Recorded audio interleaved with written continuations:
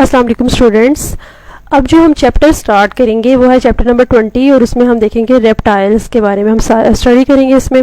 तो रेप्टाइल्स के बारे में कहा है द फर्स्ट एमनियोट्स, ठीक है, ये वो फर्स्ट वर्टिब्रेट्स हैं जिनके पास एमनियोटिक एग होता है।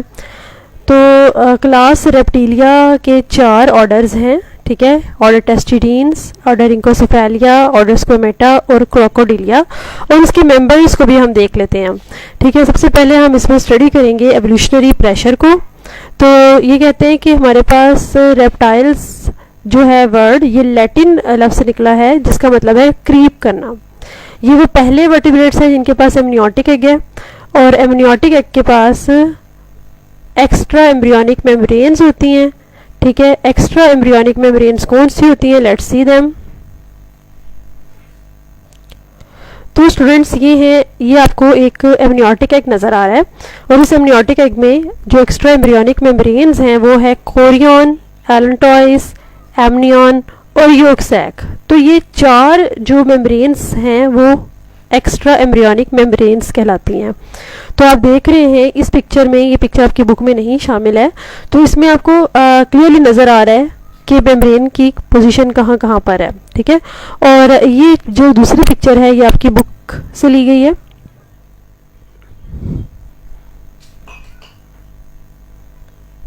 एक्स्ट्रा एम्ब्रियोनिक मेम्ब्रेन्स की वजह से एम्ब्रियो बचा रहता है, खुश्क होने से, डेसिकेशन से बच जाता है। एक्स्ट्रा एम्ब्रियोनिक मेम्ब्रेन्स होती हैं वो एम्ब्रियो को कुशन प्रोवाइड करती हैं, यानी कि उसको झटका नहीं लगेगा। गैस का ट्रांसफ़र हो सकता है इनमें बेसिकली, यानी कि ये गैशियस एक्सचेंज इस मेम्ब्रेन के क्रॉस कर सकता है। इसके अलावा ये वेस्ट को स्टोर कर सकता है एमनियोटिक एग इन एक्स्ट्रा एम्ब्रियोनिक मेम्ब्रेन्स के जरिए से। ठीक है, तो एमनियोटिक एग जो रेप्टाइल्स और बर्ड्स का होता है, जैसे कि अगर आप अपने जहन में मुर्गी का अंडा ले आएँ जो कि एक बर्ड है, तो उसका जो शेल होता है वो हार्ड होता है। या लीदरी शेल का क्या मतलब होता है, यानी कि वो सख्त होता है, लेदर लाइक कंसिस्टेंसी हो सकती है उसकी, यानी कि हार्ड कंसिस्टेंसी होती है। ठीक है, तो ये हार्ड शेल जो होता है ये क्यों होता है, ताकि एम्ब्रियो को प्रोटेक्ट किया जा सके। इसके अलावा रेप्टाइल्स और बर्ड्स के एग्स के अंदर एल्ब्यूमिन मौजूद होती है। ठीक है, जैसे कि आपको पता है कि हैन के एग के अंदर एल्ब्यूमिन मौजूद होती है, और वो उस एल्ब्यूमिन का क्या फंक्शन होता है कि वो जो, अगर फ़र्ज़ करें ये एक एम्ब्रियो आपको नज़र आ रहा है, इसके इर्द गिर्द वो होती है एल्ब्यूमिन, और वो एल्ब्यूमिन इसको प्रोटेक्ट करती है फ्रॉम जर्क, यानी कि उसको कुशन प्रोवाइड करती है, उसको झटके से बचाती है। इसके अलावा एल्ब्यूमिन का ये भी फंक्शन होता है कि वो मॉइस्चर प्रोवाइड करती है डेवलपिंग एम्ब्रियो को, और इसके अलावा उसको न्यूट्रिएंट्स प्रोवाइड करती है। योक जो होती है इसके अंदर फूड स्टोर हुआ होता है, और एम्ब्रियो इससे फूड लेता रहता है। ठीक है, और ये सारी अडेप्टेशंस हैं जो कि रेप्टाइल्स के अंदर मौजूद हैं ताकि वो लैंड पे सरवाइव कर सकें। लेकिन सिर्फ एमनियोटिक एग ही एक अडेप्टेशन नहीं है इनके अंदर, इनके पास और भी बहुत सारी अडेप्टेशंस हैं जिसकी वजह से ये सक्सेसफुली लैंड पर सरवाइव कर रहे हैं और लैंड पर फ्लरिश किए हैं। ठीक है, उसके अलावा हमारे पास एमनियोटिक एग एक साइनेपोमॉर्फिक कैरेक्टर है, जैसे कि आपको यहाँ पर ये आपको एक ट्री नज़र आ रहा है, फाइलोजेनेटिक ट्री, और इस फाइलोजेनेटिक ट्री में आप देखें तो इस फाइलोजेनेटिक ट्री में देखें तो हमारे पास यहाँ पर एमनियोटिक एग लिखा हुआ है, और इस एमनियोटिक एग से आगे जितनी भी शाखें निकल रही हैं, अगर आप इसके टॉप पे देखें तो ये मैमल्स हैं, ये बर्ड्स हैं, रेप्टाइल्स। तो ये एमनियोटिक एग जो है ना, ये एक साइनेपोमॉर्फिक कैरेक्टर है रेप्टाइल्स का, बर्ड्स का और मैमल्स का, यानी कि इन सब के अंदर ये एमनियोटिक एग मौजूद होता है। लेकिन जो इसके बाद आप दूसरे एनिमल्स देख रहे हैं जैसे कि एम्फीबियंस और फिश, ये जो है ना ये भी वर्टिब्रेट्स हैं, लेकिन ये दोनों चूँकि एमनियोटिक एग नहीं रखते, लिहाजा ये नॉन एमनियोटिक लीनिएज है। तो नॉन एमनियोटिक लीनिएज जो है वर्टिब्रेट्स की, उससे एमनियोटिक एग जो है वो अलहदा करता है रेप्टाइल्स, बर्ड्स और मैमल्स को। अब इसके लिविंग मेंबर्स को हम देख लेते हैं, यानी कि रेप्टाइल्स में कौन कौन से लिविंग मेंबर्स आजकल पाए जाते हैं। वो है हमारे पास turtles, lizards, snakes, worm lizards, ये एक स्नेक की तरह की नजर आ रही है, but this is worm lizard, this is crocodile and this is टुआट्रा।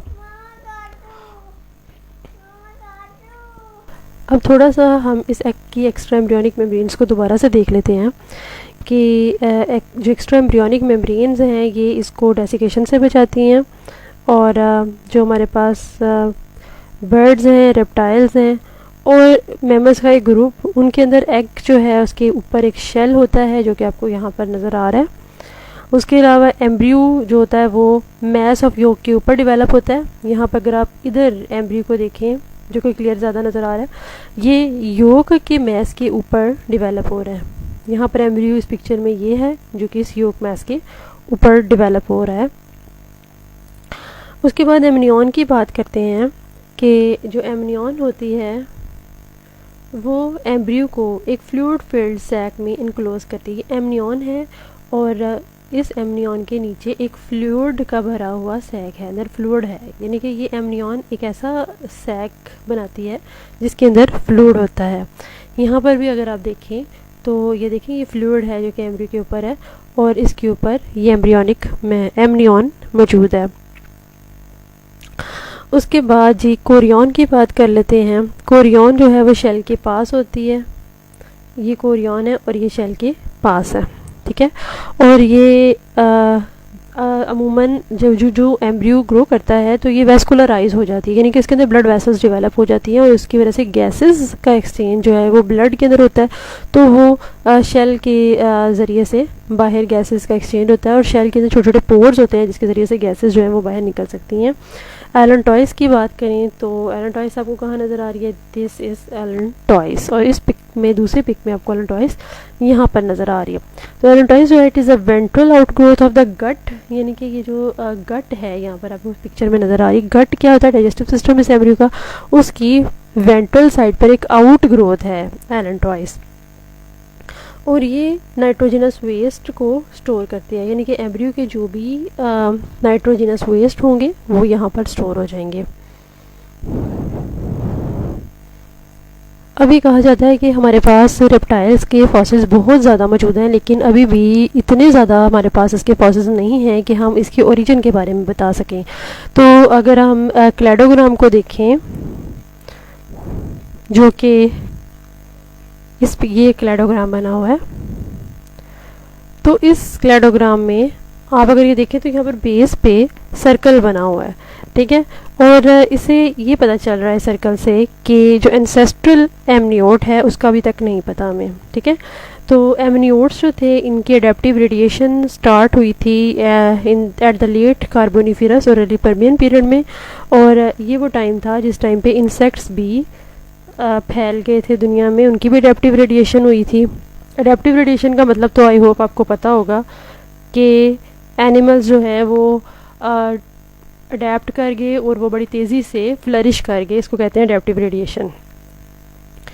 तो हमारे पास मैंने आपको बताया है कि जिस टाइम पर रेप्टाइल्स यानी कि एमनियोट्स की अडेप्टिव रेडिएशन हुई थी उस टाइम इंसेक्ट्स की अडेप्टिव रेडिएशन भी हो गई थी, ठीक है, जिसकी वजह से इंसेक्ट्स जो थे वो इनका शिकार बने अर्ली रेप्टाइल्स का, ठीक है। इसके अलावा अगर हम देखें तो स्कल में डिफरेंस पाया जाता है इनके, और इसके अलावा जॉ मसल अटैचमेंट में डिफरेंस पाया जाता है। इसकी बुनियाद पर हमने रेप्टाइल्स को मुख्तलिफ लीनिएजेस में डिवाइड किया हुआ है और वो लीनिएजेस अभी हम देखेंगे। तो जो 3 लीनिएजेस को हम डिस्कस करेंगे, एक का नाम है एनाप्सिडा, एक का नाम है डाइएप्सिडा और एक का नाम है साइनैप्सिड लीनिएज। तो इनकी पिक्स हम देख लेते हैं। अब एनैप्सिड के अंदर टर्टल्स आते हैं, ठीक है। जितने भी एनैप्सिड्स यानी कि टर्टल्स हैं उनको हमने एक सब क्लास में डिवाइड किया और सब क्लास का नाम है एनैप्सिडा, ठीक है। तो एनैप्सिडा क्लास में एनैप्सिड्स पाए जाते हैं जिन्हें हम टर्टल्स कहते हैं, और इनका जो स्कल है वो उसके स्ट्रक्चर को हम देख लेते हैं। इनके स्कल के अंदर यहाँ पर ये आई ऑर्बिट आपको नज़र आ रहा है और ये इसका टेम्पोरल रीजन होता है।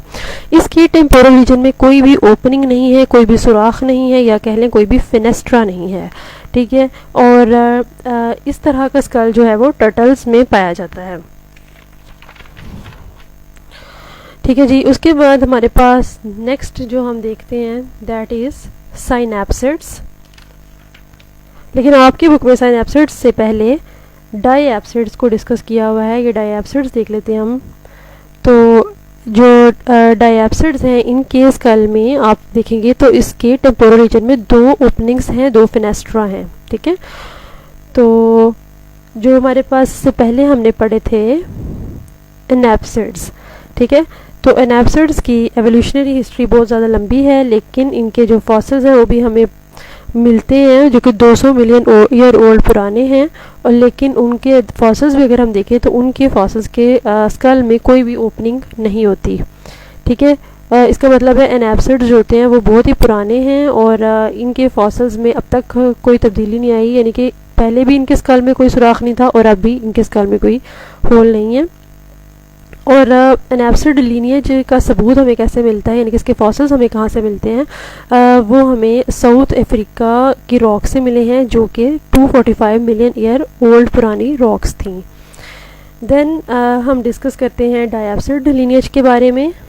अब डायप्सिड्स हमारे पास बहुत सारे एनिमल्स, बहुत सारे रिप्टाइल्स ऐसे हैं जिनका स्कल डायप्सिड स्कल की तरह का है, तो इसलिए टेक्सोनोमिस्ट कहते हैं कि क्या हम इसको दो डिफरेंट लीनिएजेस में डिवाइड कर लें।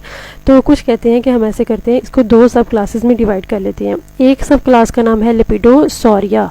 लेपिडोसॉरिया के अंदर मॉडर्न स्नेक्स, लिजर्ड्स और टोआट्राज आ जाते हैं। और दूसरी सब क्लास का नाम है आर्कोसॉरिया, जो कि मीजोजोइक ईरा में बहुत ज़्यादा फ्लरिश की थी और इसके अंदर डायनासोर्स आ जाते हैं, ठीक है, यानी कि डायनासोर्स का स्कल भी इसी तरह का होता है, ठीक है। बहुत सारे जो आर्कोसॉर्स हैं वो एक्सटिंक्ट हो गए, यानी कि डायनासोर्स बहुत सारे एक्सटिंक्ट हो चुके हैं, लेकिन जो लिविंग आर्कोसॉर्स हैं जो अब आजकल आर्कोसॉर्स में मिलते हैं वो डायनासोर्स नहीं हैं, वो एक्चुअली क्रोकोडाइल्स हैं जो कि आर्कोसॉरिया के अंदर आते हैं। और इसके अलावा बर्ड्स जो हैं वो भी आर्कोसॉरिया के अंदर आते हैं, क्योंकि उनका भी स्कल इसी तरह का है। और बर्ड्स के बारे में ये कहा जाता है कि वो डायनासोर के क्लोजेस्ट रिलेटिव्स हैं, ठीक है। उसके बाद नेक्स्ट ग्रुप हम देखते हैं, दैट इज़ साइनैप्सिडा।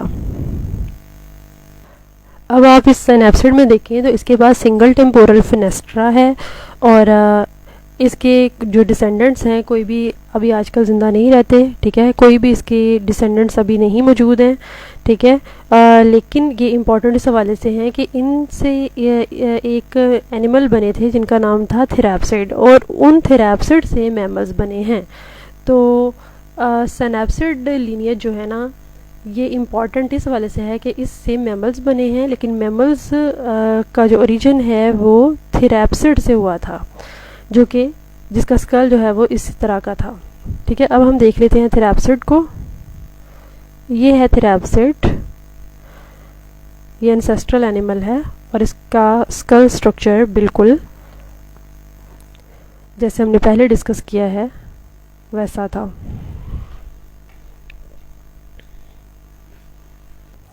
अच्छा स्टूडेंट्स, ये जो हमने स्कल करेक्टरिस्टिक्स की बेस पर हमने इसकी क्लासिफिकेशन की है डायप्सिड, एनैप्सिड और सैनैप्सिड की क्लासिफिकेशन जो है ये बहुत इंपॉर्टेंट है और ये शॉर्ट क्वेश्चंस में और एमसीक्यूज वगैरह में बहुत ज़्यादा आ जाती है। तो नेक्स्ट टॉपिक है that is cladistic interpretation of the amniotic lineage. तो ये जो है अभी मैं नहीं कराऊंगी, ये मैं आपको एंड पे कराऊंगी। तो अभी हम स्टार्ट कर लेते हैं सर्वे ऑफ रेप्टाइल्स। तो रेप्टाइल्स को हम कैसे करेक्टराइज करते हैं कि इनकी स्कल की जो नेक वर्टिब्रा के साथ जो अटैचमेंट है वो एक सरफेस है और वो एक सरफेस के ज़रिए से नेक वर्टिब्रा के साथ अटैच हुई हुई है, ठीक है। उसे कहते हैं ऑक्सीपिटल कंडाइल। अब अगर हम अपनी बात करते हैं तो मैमल्स के अंदर जो हमारा स्कल है, जो हमारे वर्टिब्रल कॉलम जो कि नेक में मौजूद है, नेक की जो पहली वर्टिब्री है उसके साथ जो स्कल की अटैचमेंट होती है ना, जिस सतह से इसके साथ अटैचमेंट होती है, जो दोनों का आपस में कंटेक्ट सरफेस होती है, मैमल्स के अंदर वो दो ऑक्सीपिटल कंडाइल्स होती हैं, लेकिन रेप्टाइल्स में सिर्फ एक ऑक्सीपिटल कंडाइल होती है, यानी कि ये वो सरफेस है जिसके साथ पहला नेक वर्टिब्रा जुड़ा हुआ होता है। तो इनके अंदर सिर्फ एक ही अटैचमेंट वाली सरफेस मौजूद होती है। इसके अलावा इनके अंदर लंग्स होते हैं रेस्पिरेशन करने के लिए, इनके पास मेटानेफ्रिक किडनी होती है, इंटरनल फर्टिलाइजेशन करते हैं और एमनियोटिक एग्स होते हैं। अगर हम इस पिक्चर से देखें, ये आपको क्रोकोडाइल नज़र आ रहा है, इसकी यहाँ पर ये लंग्स हैं, ठीक है, इसके पास लंग्स होते हैं। इसके पास यहाँ पर आप देख सकते हैं कि ये मेटानेफ्रिक किडनी है यहाँ पे इसकी, और बाकी इसकी बॉडी के ऑर्गन्स आप ऐसे देखते हैं। स्किन जो है इसकी कैरेटिनाइज्ड है, इसके ऊपर स्केल्स मौजूद हैं। तो यहाँ पर इसकी स्किन का व्यू दिखाया हुआ है। अच्छा, उसके बाद है जी रेप्टाइल्स की ड्राई स्किन होती है और इसके ऊपर स्केल्स होते हैं जो कि कैराटिनाइज्ड एपिडर्मल स्केल्स होते हैं। ठीक है, कैराटिन जो होता है ये हमारे पास प्रोटीन है, रेजिस्टेंट प्रोटीन है, जो कि अगर एपिडर्मली ड्राइव हुई होती है, जो कि एमनियोट्स में हम देखते हैं, ये प्रोटेक्टिव होती है। और जब ये फॉस्फोलिपिड्स के साथ बाइंड हो जाता है ना कैराटिन, तो फिर ये बॉडी की सरफेस से, यानी कि बॉडी की जो स्किन होती है इनकी, उससे वाटर का लॉस नहीं होता। ये फ़ायदा होता है रेप्टाइल्स को कैराटिनाइज्ड स्केल्स का अपनी बॉडी में होने के लिए। ठीक है, इसके बाद हमारे पास हम इसमें देखेंगे कि जो उसके ऑर्डर्स हम पढ़ेंगे, वैसे तो उसके 17 ऑर्डर होते हैं रेप्टाइल्स के, लेकिन हम यहाँ पर 4 ऑर्डर्स को डिस्कस करेंगे जो कि ज़िंदा हैं, जो पाए जाते हैं। जो बाकी के ऑर्डर्स हैं वो ज़्यादातर उसमें से ऑर्डर्स जो हैं एक्सटिंक्ट हो चुके हुए हैं। तो हमारे पास जो 4 ऑर्डर्स हम पढ़ेंगे ना, वो तमाम कॉन्टिनेंट से पाए जाते हैं, लेकिन वो अफ्रीका में नहीं पाए जाते। अगर हम इसकी स्किन को एक दफ़ा देख लें तो यहाँ पर ये देखें, ये स्किन इसकी नज़र आ रही है, ये इसकी एपिडर्मिस है और एपिडर्मिस से ड्राइव हुए हैं स्केल्स। ठीक है, तो ये एपिडर्मली ड्राइव्ड स्केल्स हैं जो कि कैराटिन के बने हुए होते हैं, और इनके जो इसमें कैराटिन होती है ना, वो फॉस्फोलिपिड्स के साथ कंबाइन हुई होती है, जिसकी वजह से ये एक बैरियर के तौर पर काम करती है कि वाटर का लॉस इससे नहीं होगा। तो स्टूडेंट्स, नेक्स्ट लेक्चर में हम ऑर्डर स्टार्ट करेंगे। तो आज के लेक्चर में इतना ही पढ़ाना था आपको। अल्लाह हाफिज़।